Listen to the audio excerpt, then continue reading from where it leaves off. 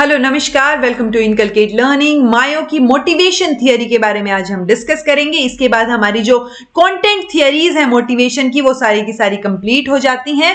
This is presented by मी रवीना। अगर आपको videos informative लग रही हैं तो आप लाइक, शेयर और सब्सक्राइब जो आप इनकलकेट लर्निंग को कर सकते हैं। अगर आप इनकलकेट लर्निंग में थोड़ा कॉन्ट्रीब्यूट करना चाह रहे हैं तो आप ज्वाइन के बटन पे क्लिक करके ज्वाइन भी कर सकते हैं।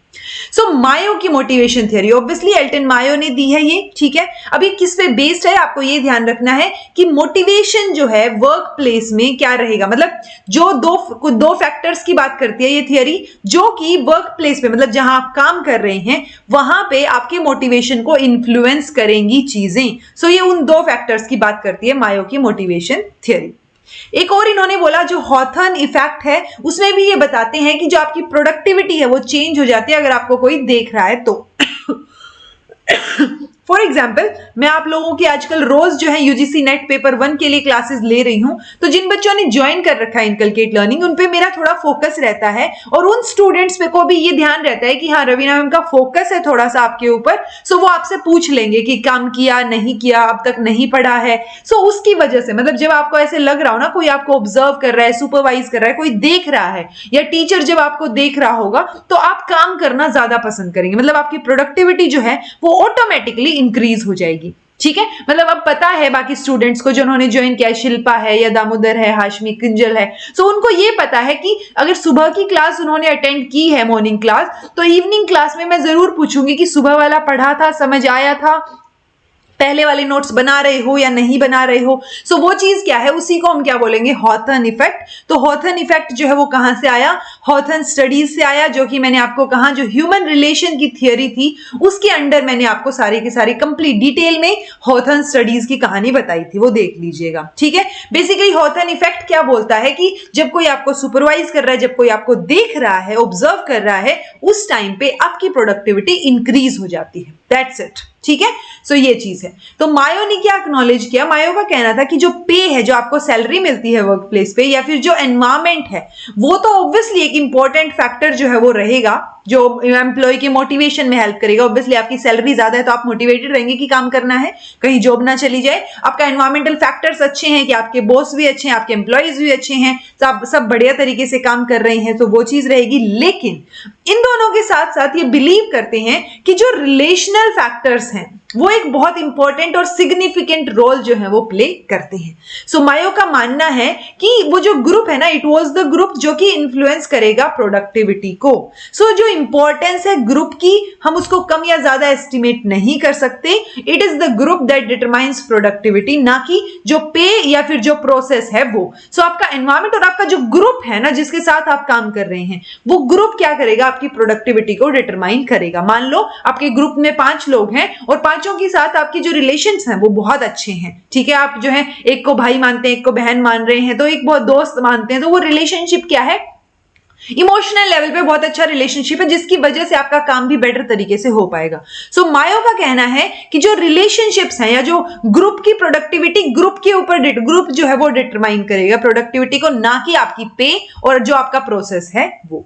सो मायो ये डिटरमाइन करते हैं कि ग्रुप जो है वो बेटर तरीके से कब काम करेगा, 2 फैक्टर्स के ऊपर। एक तो रहेंगी नॉर्म्स। नॉर्म्स का मतलब क्या है कि जो मेंबर्स है ना ग्रुप के, वो पॉजिटिवली एनकरेज करते हैं या नेगेटिवली, मतलब उनका जो बिहेवियर है ग्रुप मेंबर्स का। मान लो 5 मेंबर्स हैं ग्रुप में, अगर एक इंसान टोटली नेगेटिव ही बोलता रहेगा हर टाइम कि यार ये नहीं होगा, कल का टारगेट अचीव नहीं हो रहा है, ये नहीं हो रहा है, वो नहीं हो रहा है, मुझे नहीं जाना कहीं, काम करना है, सो वो क्या है, एक नेगेटिव बिहेवियर आपको देखने को मिलेगा। सो वो जो नेगेटिव या किसी का पॉजिटिव बिहेवियर ग्रुप मेंबर्स का, वो अफेक्ट करेगा, और वो जो नेगेटिव पॉजिटिव बिहेवियर है उसी को हम क्या बोल रहे हैं, नॉर्म्स। ग्रुप कोहेसिवनेस मतलब ग्रुप में कितनी कॉमरेडरी है, यानी कि कितना भाईचारा है, लोग एक दूसरे से कितने अटैच्ड हैं, ठीक है। सो उसी तरीके से जितना ज्यादा भाईचारा, जितनी ज्यादा कोहेसिवनेस होगी, उतना ही ज्यादा ग्रुप जो है वो बेटर परफॉर्म करेगा। सो ये 2 फैक्टर्स हो गए। अगर 2 फैक्टर है तो एक्स और वाई एक्सिस बना के हम इस तरीके से आपको दिखा सकते हैं कि नॉर्म्स एक तो पॉजिटिव और नेगेटिव बिहेवियर के बेसिस पे, और एक ग्रुप कोहेसिवनेस। सो एक नॉर्म्स यानी कि यहाँ पे नॉर्म्स कम है और यहाँ पे ग्रुप कोहेसिवनेस भी कम है, सो आपकी चीजों पे इंपैक्ट पड़ेगा नहीं पड़ेगा।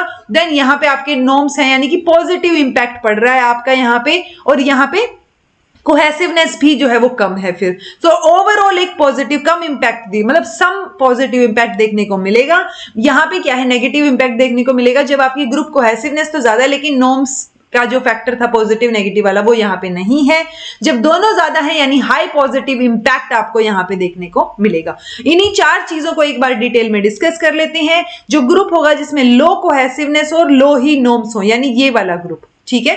सो these groups are simply ineffective in terms of productivity, इनका कोई इफेक्ट ही नहीं पड़ेगा प्रोडक्टिविटी पे। A team like this wouldn't last very long. अब जब आप एक दूसरे से अटैच नहीं है, कनेक्टेड नहीं है, अपना अपना काम कर रहे हैं, तो वो टीम जो है वो वहां पे नहीं चलेगी ज्यादा दिन, ठीक है।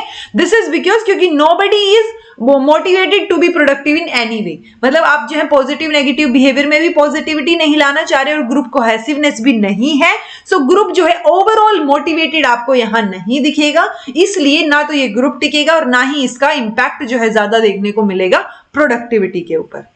सेकंड रहेगा group with high cohesiveness but low norms, ये वाला जिसमें हम क्या बोल रहे हैं, एक नेगेटिव इंपैक्ट जो है प्रोडक्टिविटी पे देखने को मिलेगा। Team gets on great but जो नेगेटिव बिहेवियर है वो ज्यादा है as comparison to positive ones. Okay, so gangs जो भी यहाँ पे मतलब जो गैंग बन जाती है ना, नेगेटिव इंपैक्ट जिसका ज्यादा होता है, क्योंकि गैंग वर्ड ही हम अगर पॉजिटिव वर्ड यूज करेंगे एक ग्रुप के लिए तो वो टीम हो गया, बट एक पर्टिकुलर ग्रुप है जो नेगेटिवली बिहेव कर रहा है, सो वो यहाँ पे क्या हो गया, गैंग हो गया। लेकिन कोहेसिवनेस उनमें है बट नेगेटिव वे में है, ठीक है। तो नॉर्म नेगेटिव रहेगा, कोहेसिवनेस बढ़िया है, बट ओवरऑल अगर हम बात करें तो ये भी ज्यादा दिन नहीं चलेगा। एक नेगेटिव इंपैक्ट जो है आपको प्रोडक्टिविटी पे देखने को मिलेगा।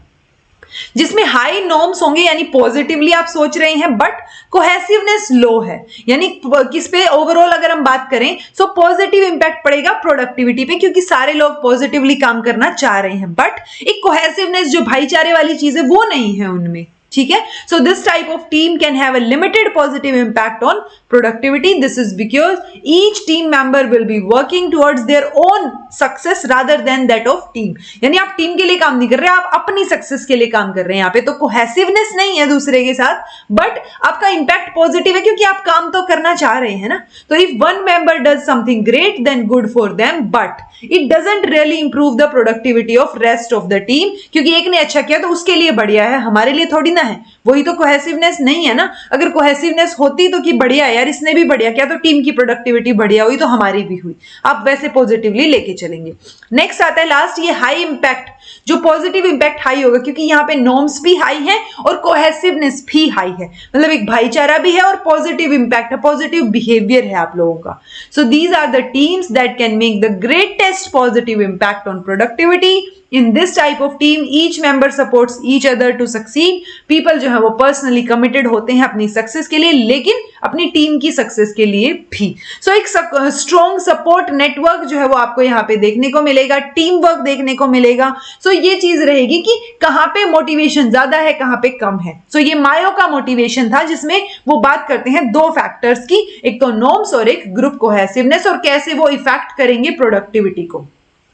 सो मायो जो है उन्होंने हाथन इफेक्ट को ना सिर्फ आइडेंटिफाई किया बट उन्होंने क्या किया, साइकोलॉजी जो इंपॉर्टेंस है ना, he was the first to identify the importance of psychological element of workplace motivation। तो workplace पे psychological element का क्या इफेक्ट पड़ रहा है, एक norms का या behaviors का या जो cohesiveness है उसका क्या इफेक्ट पड़ रहा है, वो उन्होंने बताया। उन्होंने इस चीज को रिकग्नाइज किया कि अगर आप एम्प्लॉय को बढ़िया तरीके से ट्रीट करते हैं ना, if you will treat the employee well, so एक मोर प्रोडक्टिविटी आपको ऑर्गेनाइजेशन में देखने को मिलेगी। सो ये चीज हम देख सकते हैं कि ग्रुप्स जो हाई कोहेसिवनेस और पॉजिटिव नॉर्म्स के साथ हैं, जो कि क्या होंगे, हाईली मोटिवेटेड होंगे। सो यहाँ पे मोटिवेशन फैक्टर जो है वो देखने को मिलेगा और वो हाईएस्ट परफॉर्मिंग फैक्टर रहेगा उनका।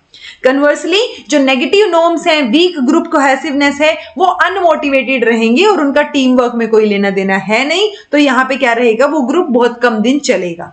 सो माया जो है वो इंपॉर्टेंट है। इंपॉर्टेंट क्यों है? क्योंकि ये पहले इंसान है जिन्होंने रिकग्नाइज की ये चीज कि अगर आप एम्प्लॉय को अच्छे तरीके से ट्रीट करोगे सो वो प्रोडक्टिव रहेगा आपके लिए, ठीक है। So these days that might seem like an obvious statement, but जो मायो का टाइम था ना, उस टाइम पे ये ऑब्वियस स्टेटमेंट नहीं थी। जो हम बोल रहे हैं ना कि ठीक है ये तो पता ही है सबको कि प्रोडक्टिविटी ज्यादा होगी अगर आप एम्प्लॉय को इंपॉर्टेंस दोगे तो, या उसका ध्यान रखोगे, अच्छे से तरीके से ट्रीट करोगे तो। बट ये उस टाइम पे ऐसी चीज नहीं लग रही थी, कि उस टाइम पे ये चीजें नहीं पता थी, काफी पहले की बात हो गई ना। अगर क्रिटिसिज्म देखें तो थोड़ा सा मैनिपुलेटिव है ये मॉडल, जो बात की मायो ने। मैनिपुलेटिव क्यों है? क्योंकि कंपनीज जो है वो प्रिटेंड कर सकती हैं कि एम्प्लॉयज का जो इंटरेस्ट है उसमें उनका भी इंटरेस्ट है, मतलब एम्प्लॉय का अगर फायदा होगा तो उनका भी होगा, बट हो सकता है वो सिर्फ इतना प्रिटेंड कर रहे हो कि they are interested in the wellbeing of employee, but in reality they might be only interested in increasing productivity. So ये हो सकता है कि कंपनीज जो है प्रिटेंड करें कि हम आपका भला चाह रहे हैं, बट अल्टीमेट गोल वो किस पे फोकस रखें? अपना प्रोडक्टिविटी को इंक्रीज करने पे फोकस रखें। सो ये थी जी मायो की थियरी। तो इसी के साथ हमारी जो कंटेंट थियरीज हैं मायो के मोटिवेशन तक, ये सारी थियरीज मैंने आपको करवा दी हैं, देख लीजिएगा, नहीं देखी है तो प्रोसेस थियरीज जो है मैं कल से आपको करवा दूंगी। सो फिर आपको जो है प्रोसेस थियरीज देखने को मिलेंगी और ये सारी थियरीज भी मैं आपको एक एक करके कंप्लीट करवा दूंगी। किसी भी कॉम्पिटिटिव एग्जाम में जहां मोटिवेशन आपका टॉपिक है वहां पर आपको इन थियरीज के बारे में थोड़ा थोड़ा पता होना चाहिए। आपको एटलीस्ट इनके नाम पता हो कि अच्छा टेलर की इक्विटी थियरी, ऐसा कोई नाम एग्जिस्ट करता है जो कि मोटिवेशन की थियरीज में है। कई बार सिर्फ इतना सा पूछ लेते हैं कि एडम की इक्विटी थियरी किससे रिलेटेड है? मोटिवेशन से, इंटेलिजेंस से, पर्सनालिटी से। तो आपको अगर इतना ही पता होगा ना कि ये मोटिवेशन की थियरी है तो that will be helpful to you. So this was all about today. Thank you so much for watching. कुछ समझ नहीं आया है तो कमेंट करके पूछ लीजिएगा, समझ आ गया है तो कमेंट करके बता दीजिएगा। एंड इनकलकेट लर्निंग को लाइक, शेयर और सब्सक्राइब कर दीजिएगा, बिल्कुल फ्री है। अगर आप थोड़ा बहुत कंट्रीब्यूट करना चाहते हैं इनकलकेट लर्निंग में तो आपको कुछ बेनिफिट्स मिलेंगे जिसके जरिए आप जो है ज्वाइन के बटन पे क्लिक करके ज्वाइन कर सकते हैं इनकलकेट लर्निंग को और आप इनकलकेट लर्निंग की मेंबरशिप ले सकते हैं। Thank you so much for watching. Be happy, keep smiling.